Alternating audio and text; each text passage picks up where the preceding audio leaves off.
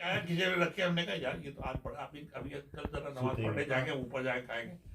अच्छा तो रिजवान तुम घर जा रहे हो, वो डिब्बा लेते जाना, इससे पहले कि उसमें मैं मुंह मारूं और डिब्बा गायब हो गया।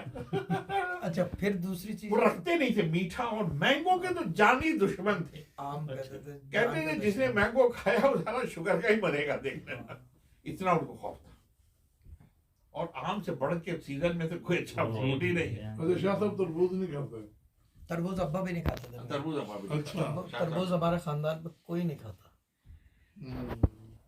तरबूज बिल्कुल सख्ती से ना, वाटरमेलन का जूस कोई भी नहीं पीता। जूस कोई नहीं। कोक पीते हैं बस ये। कोक तो मैं पीता हूँ, वो तो कोक के तो आने नहीं देते थे यहाँ पे, फिजी ड्रिंक सवाल ही नहीं पैदा होता। ज्यादा तो वो कोनेन का पानी का फिजी याद है इस जमाने में।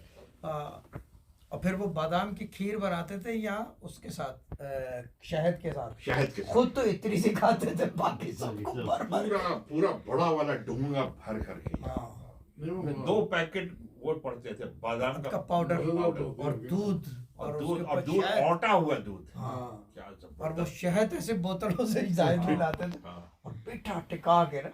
और उसके बाद मुझसे कहते थे मसरूर, अरे प्याले में ऐसे करके पियो ना। अच्छा खुद इतना सा। खुद इतना